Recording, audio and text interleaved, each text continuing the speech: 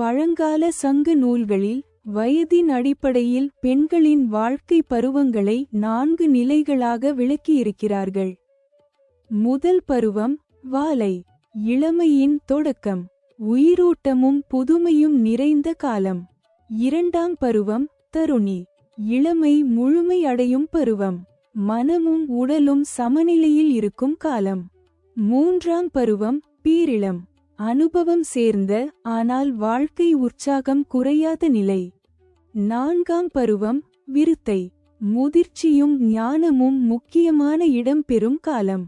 இதுபோன்ற சங்ககால இல்லற விளக்கங்களை விரிவாக அறிய ரதி ரகசியம் நூலை எங்கள் இணையதளத்தில் பார்க்கலாம்.